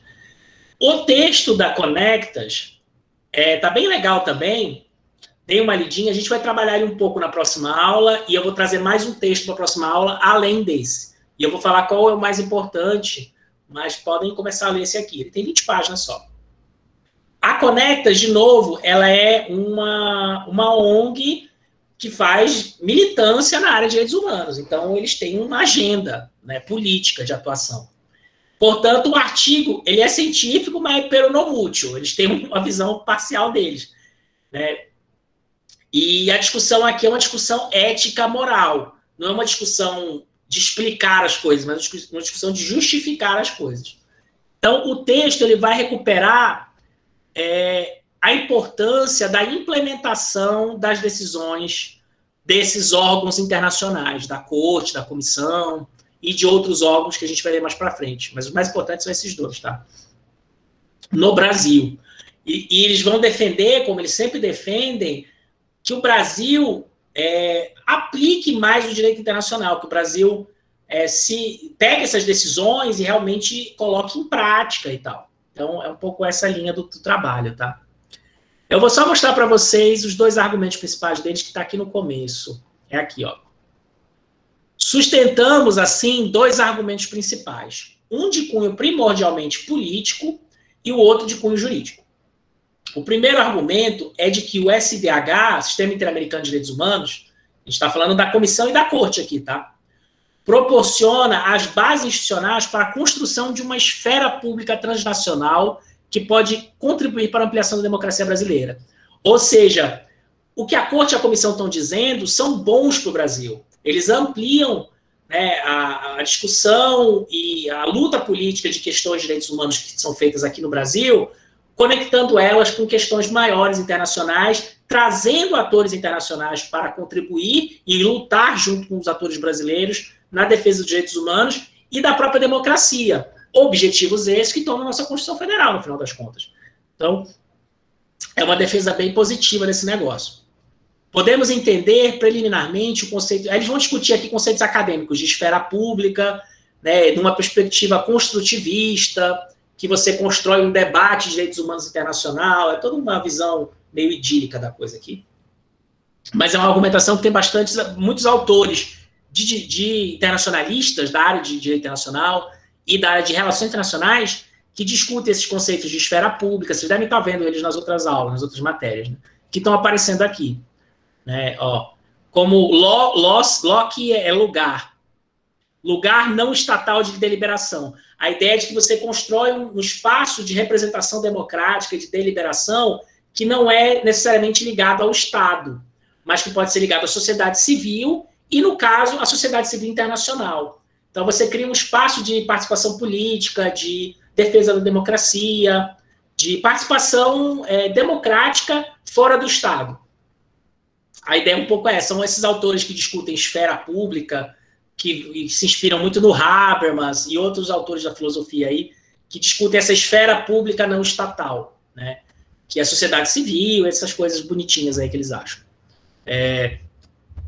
Onde são possível a formação coletiva da vontade, a justificação das decisões previamente acertadas, ou seja, tem mecanismos de compliance, de accountability, porque as pessoas que estão fazendo advocacy, elas estão ali em contato com as pessoas que estão sofrendo, e estão tentando ajudar elas. Então tem um vai e volta aí de representação, que não é representação nos moldes liberais clássicos do voto, né? Esses atores, essas ONGs, ninguém elegeu a Defensoria Pública, ninguém elegeu ONG para defender direitos humanos aí na esfera pública, mas eles fazem isso, eles têm uma legitimidade, que é uma legitimidade material, não é uma legitimidade eleitoral, processual.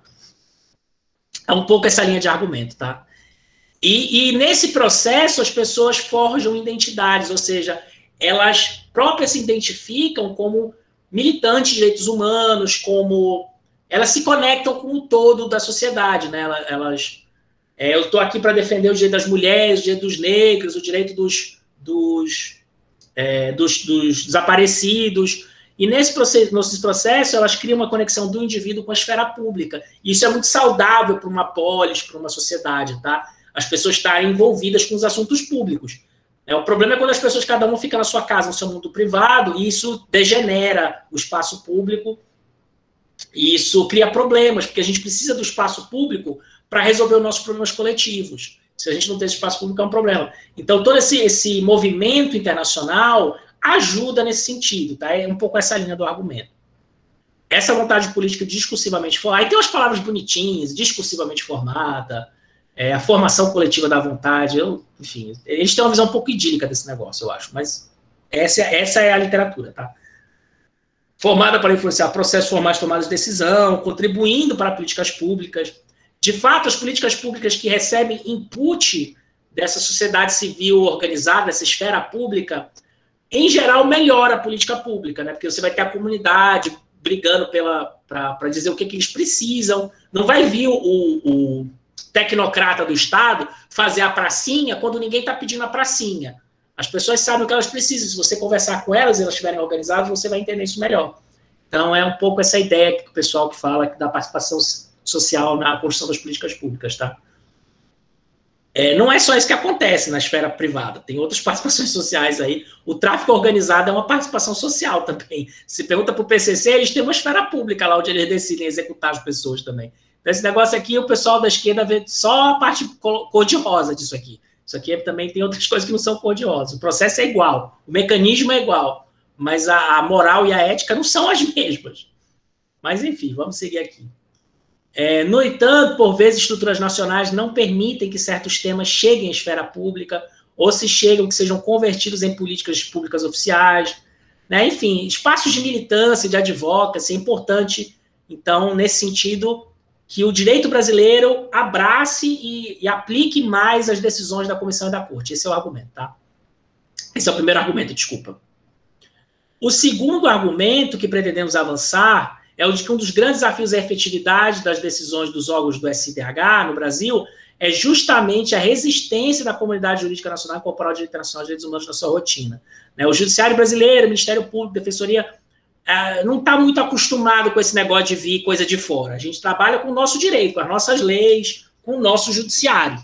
Isso de vir decisão de fora viola a soberania nacional. Tem uma certa visão, né, no judiciário brasileiro onde a gente encontra essas coisas, ou pelo menos encontra essas coisas na interpretação desses caras aqui. Porque, por exemplo, aquela discussão no Supremo, quando o Supremo disse que os tratados internacionais que não forem assinados de acordo com a emenda 45 entram no sistema jurídico brasileiro não com o caráter constitucional, mas abaixo da Constituição, abaixo da emenda, com o caráter supralegal. não estão no nível mais alto como o pessoal de direitos humanos queria. Eles estão avaliando a questão, só que eles não estão indo até onde o pessoal aqui quer. A pessoa que escreveu esse artigo diria que o Supremo, quando fez isso, ele está sendo resistente à comunidade jurídica internacional, ele está sendo resistente à incorporação do direito internacional de direitos humanos em sua rotina.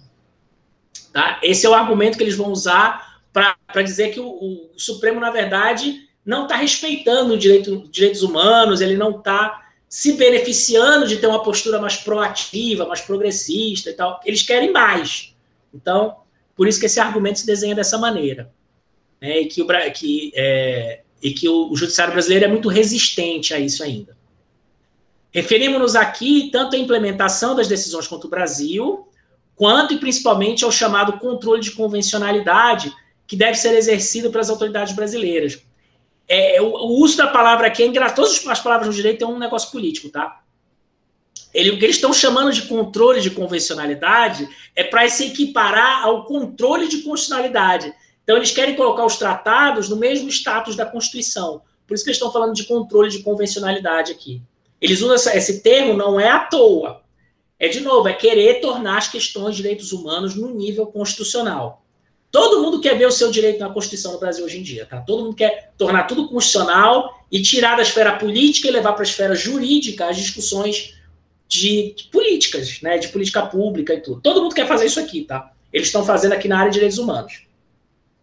É uma argumentação jurídica para defender um ponto de vista ético aqui e político. Ao lado dos já conhecidos controles de legalidade e constitucionalidade, evitando a violação das convenções internacionais de proteção aos direitos humanos. Desse ponto, eles têm alguma razão no sentido de que, quando o direito interno brasileiro não faz cumprir uma decisão da Corte, ou não adota uma decisão da Corte com a força que eles querem que adote aqui, você pode criar problemas de responsabilidade no Brasil perante a comunidade internacional. Porque lá fora, o pessoal vai dizer, o Brasil não está cumprindo, o Brasil não está obedecendo ao tratado, que ele mesmo assinou. O Brasil não está nem aí mais para a comunidade internacional, o Brasil não respeita os tratados. Se o Brasil não respeita, por que a gente vai respeitar os tratados que o Brasil quer que a gente respeite? Se ele não respeita os tratados que a gente quer que eles respeitem, então você cria uma animosidade e tal. Então, de fato, quanto mais você internalizar o direito internacional no direito nacional, mais você evita esses conflitos. Tá? Então, esse argumento é um argumento realmente tem um problema aqui. É isso, tá? Eu não vou pegar o artigo todo, é um artigo pequenininho, tentem ler. A gente vai discutir esse ponto com mais detalhes na próxima aula. Quero ver se eu falo disso um pouco com vocês, que dá para falar agora até, que é um exemplo disso aqui. Na emenda 45, tem um dispositivo que fala que casos de violações de direitos humanos muito sérios podem ser tirados da esfera estadual e colocadas na esfera federal a pedido do Procurador-Geral da República. Por quê? O que estava acontecendo? Ainda tem, né, várias graves violações de direitos fundamentais no Brasil que envolvem crime, envolvem questões penais e que, portanto, vão ser julgadas pela justiça estadual. Porque no nosso direito, via de regra, os crimes são julgados na justiça estadual. Não sei que tem alguma questão de competência federal, que é a exceção, tá? Portanto, acontecia a violação e isso ia ser julgado na justiça do Pará, por exemplo. Os judiciários estaduais ou demoravam muito a julgar ou davam decisões que eram muito contra os direitos humanos. Aí o Brasil ia ser cobrado lá fora, né, que é o que eles estão falando aqui, né, violação à convenção. Quando o Brasil era cobrado lá fora, por exemplo, pela Comissão Interamericana, o Brasil dizia, não posso fazer nada, quem decide isso aí foi o Judiciário do Pará. União, eu não posso violar a soberania, porque o Brasil é uma federação, né? A gente tem soberania, a soberania compartilhada. A União, o Estado e o município são iguais perante a Constituição Federal. Então, o advogado da União dizia para a comissão, eu não posso fazer nada, foi o Tribunal do Júri do Pará que inocentou os policiais que fizeram o massacre na rodovia contra os sem-terra que estavam bloqueando a rodovia. Esse é um caso concreto, inclusive, tá, gente? Teve um massacre no Pará que o governador mandou o coronel limpar um bloqueio de rodovia no interior, e aí a polícia foi lá e metralhou o sem terra. Isso foi julgado, foi para o tribunal do júri, os jurados inocentaram o coronel. Aí o Brasil vai ser cobrado lá fora, e a União, o advogado da União fala, o que eu vou fazer, caramba? O Justiça do Pará, que inocentou, não posso fazer nada. Para tentar solucionar esse problema, na emenda 45, criou-se um dispositivo que diz que o Procurador-Geral da República pode tirar um caso da Justiça Estadual. Se ele vê que aquele caso tá complicado, que o Brasil está sendo cobrado lá fora, ele pode pedir para tirar e colocar na Justiça Federal. Né? E aí você teria alguma forma de controle e responsabilização da União, porque é a União que vai estar julgando, vai estar no meio da história. Na verdade, não faz tanta diferença assim, porque seja no estadual, seja no federal, o judiciário é independente, e se for um tribunal do júri, não tem o que fazer, porque os jurados são independentes. Então, não é porque está na União que vai resolver. O máximo que o PGR pode fazer quando ele faz isso é acelerar o julgamento, porque às vezes o judiciário estadual está fazendo corpo mole de propósito, né? Esses judiciários estaduais são muito ligados aos governos de estado, especialmente em questão de direitos humanos, os estados não querem ver suas polícias sendo punidas. Né? E aí o judiciário faz corpo mole, demora a fazer o júri, demora a julgar para ver se livra a cara dos policiais. Isso é comum, tá? O judiciário é muito, muito cúmplice, às vezes, de violação de direitos humanos. E aí, se você tirar aquele caso do Estado e jogar para a Justiça Federal, não tem esse problema, porque o juiz federal vai fazer júri em outro Estado, ele não está ligado à política local, a Justiça Federal não tem nada a ver com a política local, então é uma chance de tentar fazer esse negócio ser resolvido, porque às vezes está sendo atrasado no Estado. Tá? Esse é um exemplo de um dispositivo que foi criado por pressão da comunidade internacional, por causa desses casos que são levados para representação na comissão e julgamento na Corte Interamericana. Foi criado em resposta a isso, na Constituição. Deixa eu até mostrar para vocês os artigos, já que eu estou falando desse negócio agora. Eu não tô compartilhando para vocês, né? Deixa eu voltar aqui. Aqui no texto, ó. Segundo argumento, que pretendemos avançar, é um dos que os desafios e efetividades é justamente a resistência da comunidade jurídica. É isso que eles estão falando aqui. E aí, eles falam evitando a violação das convenções e proteções. Então, uma forma de evitar isso aqui, que foi tentada, é esse negócio desse dispositivo. Deixa eu mostrar para vocês aqui.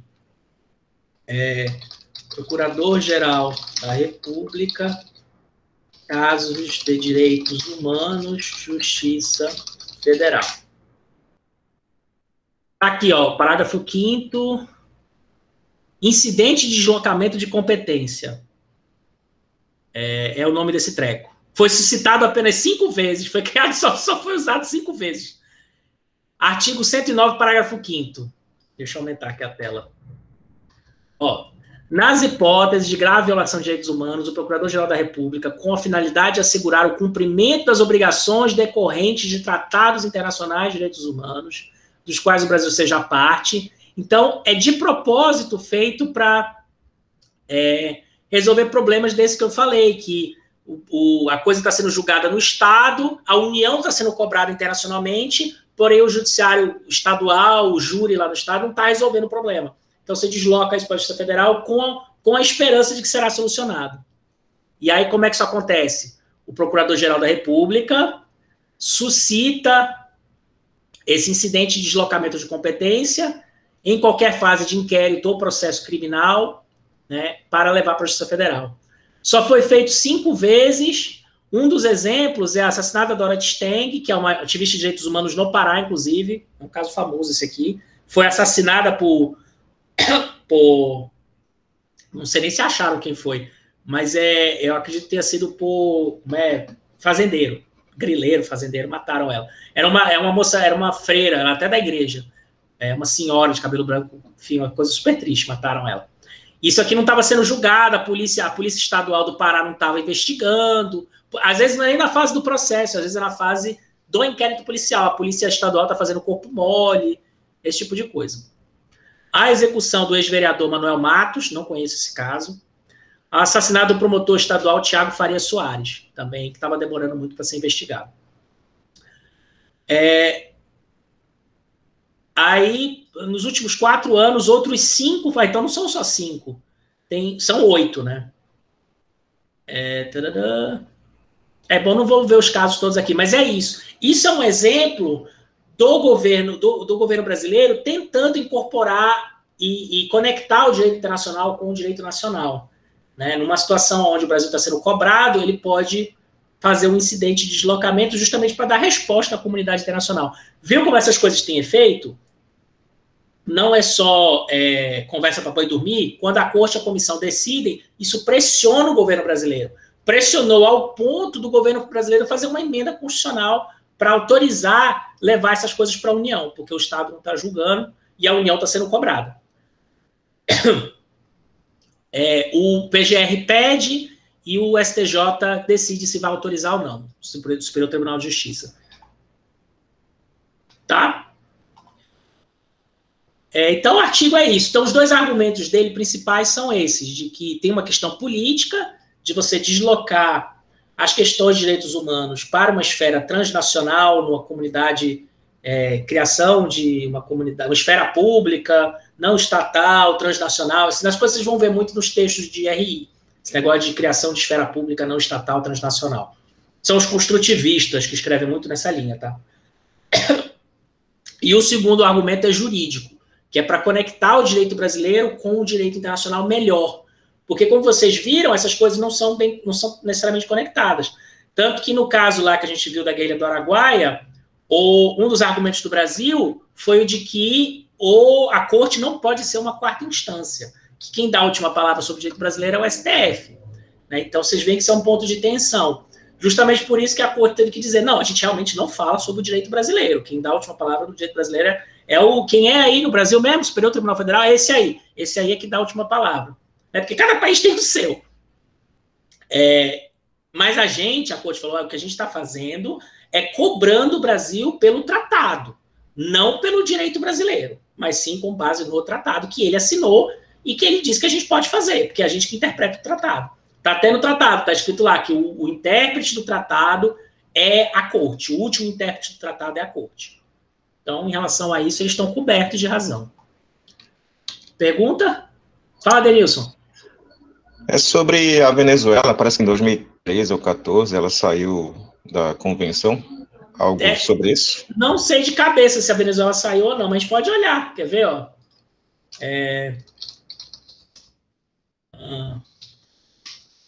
Bem capaz, né? Porque é coisa de imperialista yankee, né? Na verdade, saiu porque a Venezuela está cheia de violação ao tratado agora. Eles não respeitam mais a eleição.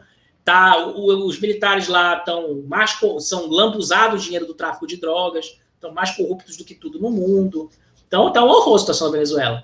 Aí eles vêm com esse argumento de que eles não estão mais no pacto porque é um pacto imperialista yankee, mas na verdade é porque eles não estão respeitando os direitos humanos. Vamos ver se tem alguma notícia aqui. Tá, é isso mesmo. Maduro confirma a saída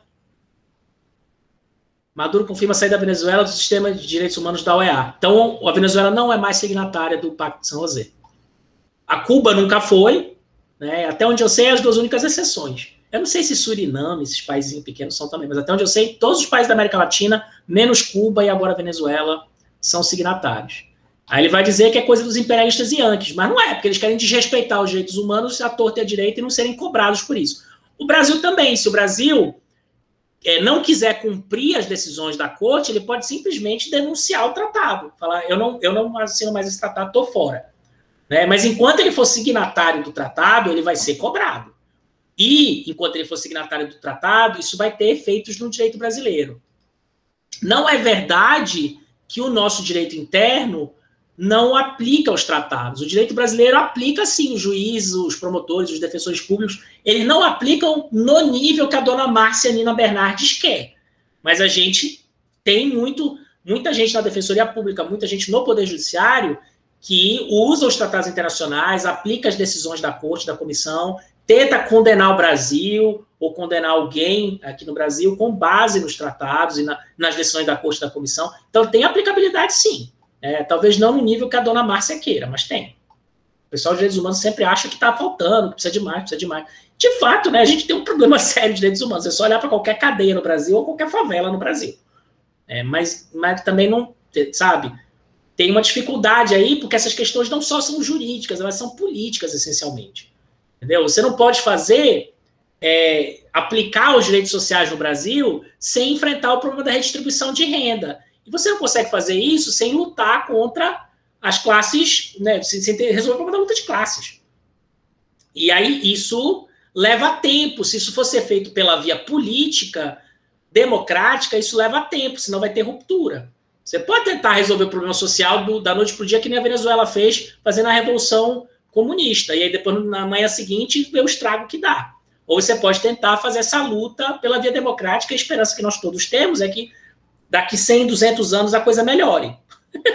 Mas, sei lá, né? Porque a alternativa é péssima. A alternativa é tentar fazer a revolução da noite para o dia. Isso não dá certo. Isso vira banho de sangue.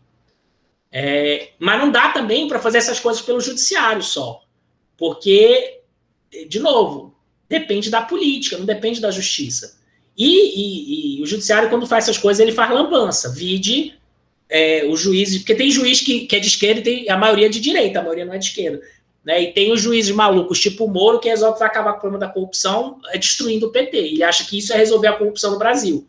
Porque juiz, e promotor e defensor e advogado de ONG de Conectas não entende droga nenhuma de corrupção. Eles acham que eles sabem.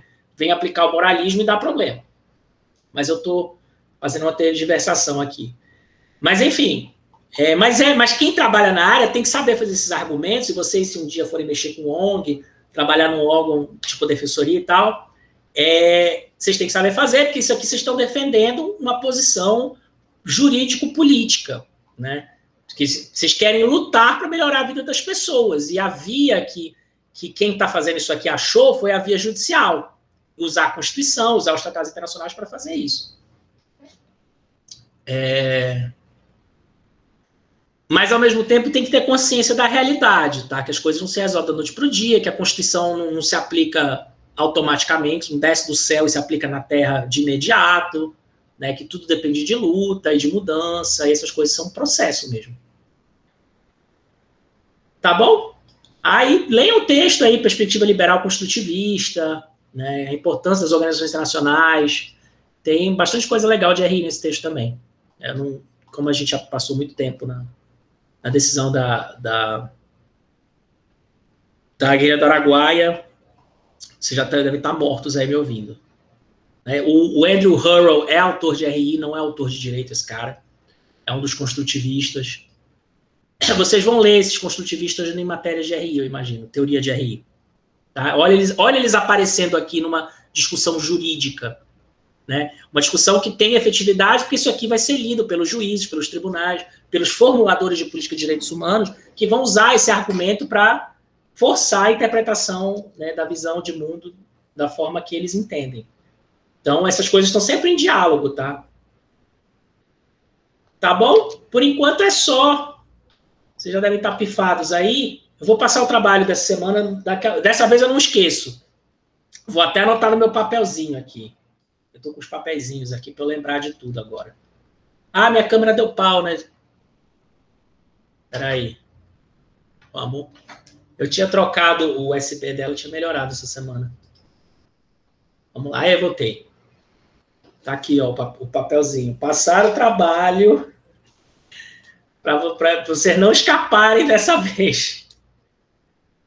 Passar trabalho, direito internacional público. Aqui. Então, de hoje para amanhã eu ponho lá e aviso vocês no grupo, tá bom? Estão gostando? Estão achando interessante, pelo menos? Não sei se vocês estão muito quietinhos. Eu estava até comentando com algum pessoal logo no início, eu estava levando era porrada, porque eu não estava entendendo era nada. Eu falo logo, eu não estava entendendo muita coisa não, professor.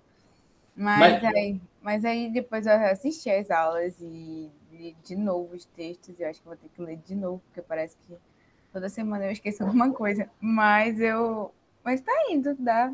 Você tá conseguindo entender essa dinâmica? Para que serve a comissão? O que eu quero que vocês saiam dessa aula entendendo? Que a comissão e a corte existem, que elas são baseadas no Pacto de São José da Costa Rica, que elas produzem decisões, essas decisões vão ser aplicadas pelo Brasil, e vai ter um conflito ainda, vai ter uma dificuldade, mas vão tentar fazer elas serem aplicadas, a gente vai ver alguns casos mais para frente, e que para você conseguir chegar na comissão, você precisa mostrar aquilo que eu falei para vocês no artigo 46, que vocês esgotaram os recursos internos da justiça brasileira, ou que vocês não conseguem esgotar por alguma razão. O tráfico está te ameaçando de morte, né? O governo não está te deixando entrar com ação. E aí essas coisas podem ser levadas para o meio internacional, e isso vai ter repercussão nos países. A gente vai ver mais para frente como é que isso volta para o Brasil. Deu para perceber, pelo menos, um pouquinho essa dinâmica? Eu faço várias tangentes, porque essas coisas são conectadas. Mas, enfim, lendo os textos ajuda, mas não precisa lembrar de tudo, Maísa, não esquenta a cabeça. Até porque aquela decisão da Ilha do Araguaia, ela é densa, então ela é muita coisa mesmo. Mas eu queria que vocês lessem a decisão, porque é mostrando o ator político fazendo política, porque a corte, quando ela decide um negócio desse, ela está virando para o Brasil e dizendo: Brasil, procure os militares que mataram as pessoas na guerrilha do Araguaia e puna essas pessoas e indenize as vítimas e as famílias que estão sofrendo porque as pessoas desapareceram. Isso é um puta conflito político, porque imagina perseguir militar no Brasil, a corte mandando perseguir militar no Brasil. E a gente tem uma lei de anistia que foi feita em 79 para fazer a transição democrática, né? Porque sem a lei de anistia, os militares não iam aceitar sair do poder, porque senão eles iam ser perseguidos depois, que nem são na Argentina, no Chile, nas outras democracias que resolveram punir os militares. Que nas outras democracias essa transição foi feita na força.